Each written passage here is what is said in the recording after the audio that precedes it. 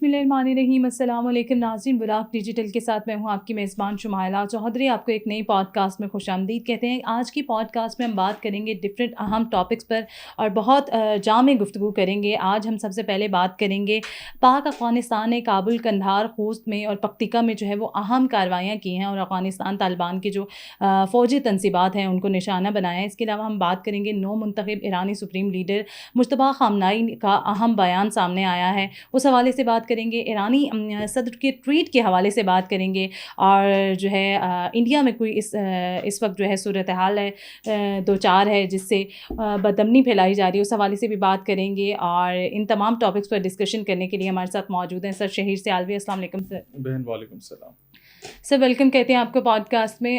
سب سے پہلے ہم بات کریں گے کہ پاک فضائیہ کی جانب سے کارروائیاں کی گئی ہیں کابل، قندھار، خوست اور پکتیکا میں، اور افغان طالبان کی اہم فوجی تنصیبات کو نشانہ بنایا گیا ہے. کیا کہیں گے آپ اس حوالے سے؟ دیکھیں، آج نہیں تو کل یہ ہمارے اگینسٹ استعمال ہونی تھی، بجائے اس کے کہ ہم اپنے افغان بھائیوں کو نشانہ بنائیں. ہم ان کے ہتھیاروں پہ نشانہ بنا رہے ہیں کہ ہمارے خلاف استعمال نہ ہو. اور آپ کے خطے میں کوئی دشمن ہے نہیں، انڈیا سے آپ نے لڑنا نہیں ہے. آپ کے فارن منسٹر انڈیا کے قدموں میں بیٹھے ہوئے تھے.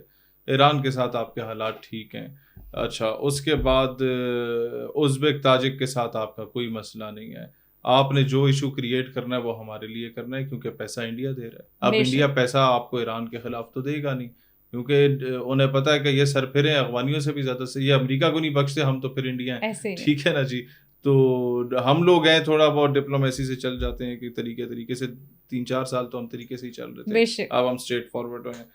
تو یا تو یہ ہمیں گارنٹی دیں کہ بھائی یہ قرآن پڑھا ہے، اس کے اوپر حلف اٹھاتے ہیں، ہمارا اسلحہ آپ کے خلاف استعمال نہیں ہوگا. ٹی ٹی پی BLA کو ہم لوگ دبوچیں گے اینڈ ہمیں اب اپنے حال پہ چھوڑ دیں، واپس آ جائیں گے. کیوں ہم اپنا فیول ضائع کریں؟ ایسے ہی ہے. پاکستان، ایران اور خلیجی ممالک میں کشیدگی کو کم کرنے میں پاکستان نے اہم کردار ادا کیا ہے. یقیناً فیلڈ مارشل سید عاصم منیر کا کردار بھی جو ہے وہ رہا ہے، اور سفارتی لحاظ سے بھی دیکھا جائے تو پاکستان کا ایک مثبت امیج جو ہے وہ اجاگر ہوا ہے. اور ابھی وزیر اعظم شہباز شریف کا سعودی عرب جانا، آپ ان تمام چیزوں کو کیسے دیکھتے ہیں؟ دیکھیں، ایک بہت بڑی سازش ہو رہی تھی کہ سنی شیعہ فساد کریٹ کیا جائے. ایک بہت بڑی سازش کے تحت عمان کے آئل ریفائنریز پہ حملے ہوئے جس میں ایران شامل نہیں تھا. آذربائیجان پہ اٹیک ہوا جس میں ایران شامل نہیں تھا. ترکیے پر اٹیک کرنے کی کوشش کی گئی جس میں ایران شامل نہیں تھا. سعودیہ کی آئل ریفائنری پہ اٹیک کی کوشش کی گئی جس میں ایران شامل نہیں تھا. ایران نے کیٹیگوریکلی کہا کہ یہ 4 جگہیں ہم نے ٹارگٹ نہیں کی، یہ موساد کر رہی ہے. پھر قطر اور سعودیہ سے موساد کے ایجنٹ پکڑے جانا، اور بعد میں یہ پتہ چلنا کہ وہ تو امریکن کور میں وہاں پہ کام کر رہے تھے. دنیا میں جہاں پر اسرائیل کی ایجنسی، وہ کیا کہتے ہیں، ایمبیسیز نہیں ہیں، وہاں پر امریکن ایمبیسیز جو ہیں وہ پلے کرتی ہیں رول اسرائیلی ایمبیسی کا. وہاں انہوں نے نمائندے بٹھائے ہوتے ہیں. تو ایسے میں ایک بہت بڑی رفٹ کریٹ ہونے لگی تھی. امریکہ بار بار پمپ کر رہا تھا عربوں کو کہ تم لڑو، جاؤ ایران کو مارو، نہیں تو ہم تمہاری پروٹیکشن کوئی نہیں کریں گے. دھمکیوں پہ آ گیا تھا.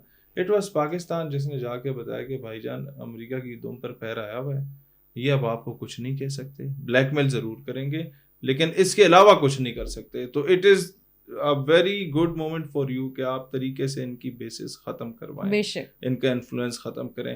کیونکہ انہوں نے اگر آپ کا دفاع کرنا ہوتا تو ایک ایرانی میزائل کی ضرورت نہ ہوتی آپ کے ادھر علاقے میں انٹر ہونے کی. تو یہ سارا دفاع جو تھا وہ اس لیے تھا کہ اسرائیل ایرانی میزائل نہ پہنچے، رستے میں انہیں گرا دیا جائے.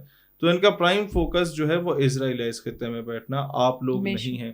آپ کو ڈرایا کویت کو عراق سے، عراق کو ایران سے، ایران کو فلانے سے، فلانے کو ڈھمکانے سے، سعودیہ کو یمن سے، یمن کو سعودیہ سے، اور ہر جگہ پہ مطلب کویت اور عراق کو ایک دوسرے سے ڈرایا، اور کویت اور سعودیہ کو ایک دوسرے سے ڈرایا، اور قطر اور سعودیہ کو ایک دوسرے سے ڈرایا، پھر UAE اور قطر کو ایک دوسرے سے ڈرایا کہ یہ تمہارے لیے خطرناک ہے، ہمیں بیس دے دو. پھر دوسرے کو کہتا ہے یہ تمہارے لیے خطرناک ہے، ہمیں بیس دے دو. تو یہاں بھی ہماری بیس ہوگی، یہاں بھی ہوگی، تو ڈیٹرنس رہے گی.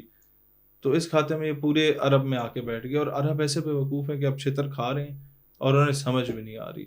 تو پاکستان نے جا کے تھوڑا بہت انہیں کہا بھی ہوگا کہ بھائی جان ہنر عام ہے.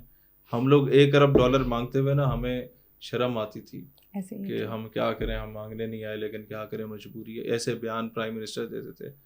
ابھی فیلڈ مارشل وہاں دورہ کر کے انہوں نے کہا 100 ارب جو ہے نا وہ ذرا سائڈ پہ رکھو، $100 ارب. کہاں $1 ارب, $100 ارب 10 سال کی قسطوں میں, 5 ارب آپ دیں گے تیل کی مد میں, 5 آپ ویسے ہمارے اکاؤنٹس میں بھجوا دیں گے. اب شو تو میڈیا پہ بھی پاکستان نے درخواست کر دی. ظاہر ہے میڈیا نے جب ساری زندگی یہ منتوں ترنوں والی لینگویج سنی ہے, لیکن آپ یہ دیکھیں کہ جہاں پر ہم 1 ارب کی بات کرتے ہوئے گھبراتے تھے, اب 100 ارب کی باتوں پہ آ گئے. ایک وقت آئے گا جب پاکستان بولے گا بھائی جان یہ 1000 ارب ادھر کرو نا جو ٹرمپ کو دے رہے تھے, دفاعی معاہدہ تھا نا, ہم دفاع دیں گے, تمہارا پیسہ کم از کم یہودیوں پہ نہیں لگے گا, مسلمانوں پہ لگے گا. تو پاکستان کین ڈو اے لاٹ مور. فی الحال جو فیلڈ مارشل کی پالیسی ہے میں اس سے بڑا سہمت ہوں, بہت زیادہ کنونسڈ ہوں, I am proud of him, but I need کہ گورنمنٹ کو مزید رول پلے کرنا چاہیے. فوج اسی حد تک کر سکتی ہے, گورنمنٹ کو جو کرنا چاہیے وہ اس لیول پہ جا کے نہیں کر پا رہی.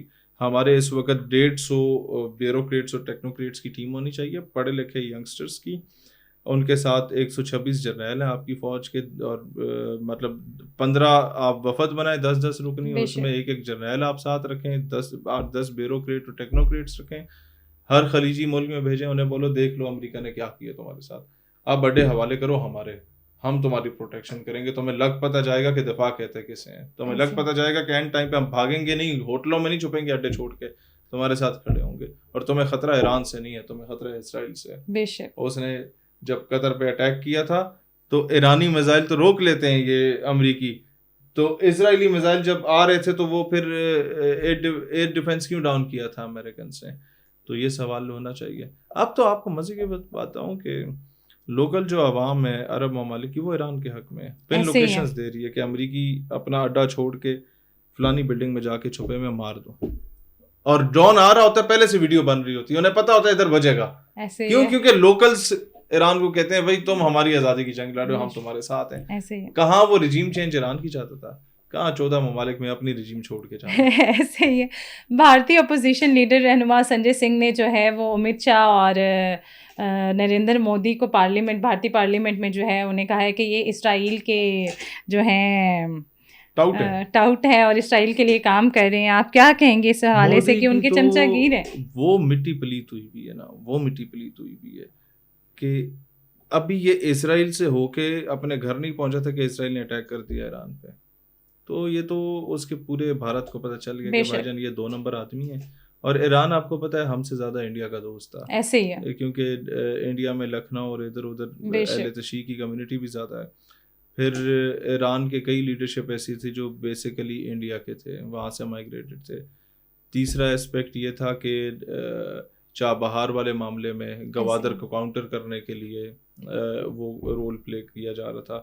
اور پھر را کے کئی بندے BLA کو سپورٹ کر رہے تھے, آئے تو انڈین انجینئرس کی مد میں تھے کور جاب پہ, لیکن دے ور پلینگ رول فار را and they were supporting BLA.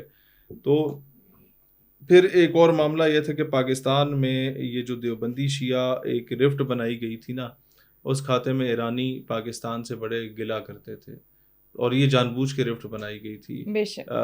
ہمارے سنی شیعہ کو لڑوایا گیا, مسجدوں پہ دھماکے ہوئے, امام بارگاہوں پہ دھماکے ہوئے.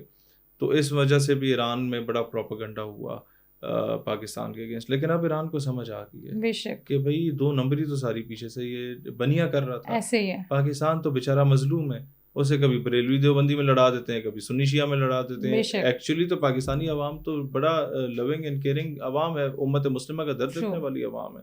اور اب ایران کو اندازہ ہوئے سب سے زیادہ کوئی ان کے ساتھ کھڑے ہوئے ہم ہوئے.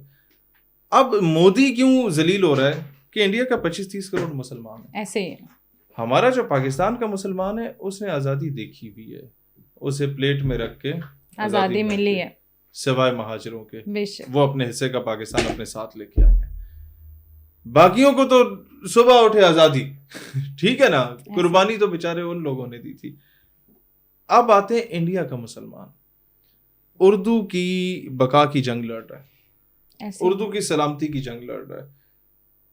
سلیقے سے یا لہجوں سے فضاؤں میں جو خوشبو گھول سکتے ہیں, ابھی کچھ لوگ باقی ہیں جو اردو بول سکتے ہیں. حیدرآباد دکن میں, لکھنؤ میں, دلی میں, اجمیر میں اردو کے مشاعرے ہو رہے ہیں, اردو زبان کی جدوجہد میں. علی گڑھ مسلم یونیورسٹی میں جناح رحمۃ اللہ علیہ کا پورٹریٹ جب اتارا گیا انہوں نے 2 ہفتے یونیورسٹی بند رکھی کہ پہلے جناح کی تصویر لگاؤ, دوبارہ لگائیں. جامعہ ملیہ دہلی کا بچہ کشمیر کی آزادی کی بات کر رہا ہے, جواہر لال نہرو یونیورسٹی کا بچہ اس کی آزادی کی بات کر رہا ہے.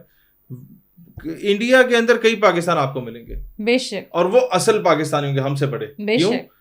کیونکہ ان کے باپ دادا سے یا تو غلطی ہوگی ہمارا ساتھ نہ دے کے, یا وہ بیچارے کسی مجبوری کے تحت یہاں پہنچ نہیں سکے. ان کو آزادی کی قدر ہے. میں جب عمرے پہ جاتا تھا نا تو ہندوستانی مسلمان ہمیں آ کے جس طریقے سے گلے لگتا تھا اور اس کی آنکھیں نم ہوتی تھیں, وہ غریب اس کے بعد نہ بولتا کچھ نہیں تھا. ایسے ہی ہے. وہ صرف جب سارے مل رہے ہوتے تھے کہ یار آپ کو ہم نے فیس بک پہ سنا, یوٹیوب پہ سنا, 4 بندے مل رہے, بیچ میں وہ بھی گھس گئے, مل کے گلے لگے گا, روئے گا, چلا جائے گا.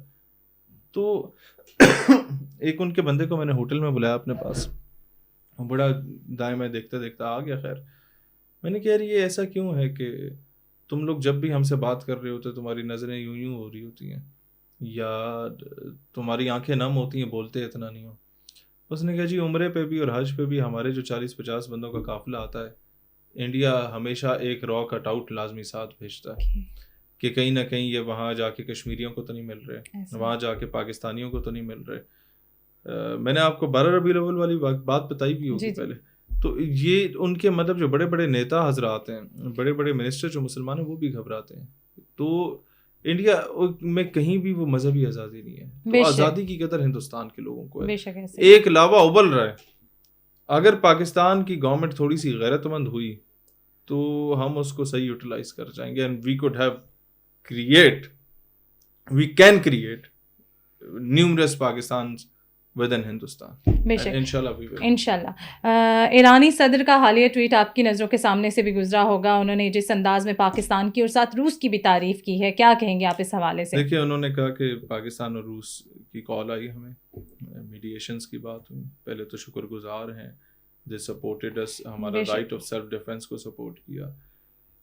دیکھیں بات یہ ہے کہ میں اس پہ پھر وہی بات کہوں گا کہ اگر آپ کمپیئر کریں مجھے سعودیہ, یو اے ای, ترکی, افغانستان, فلانے ڈمکانے سے, کہ کیا پاکستان بہتر ہے؟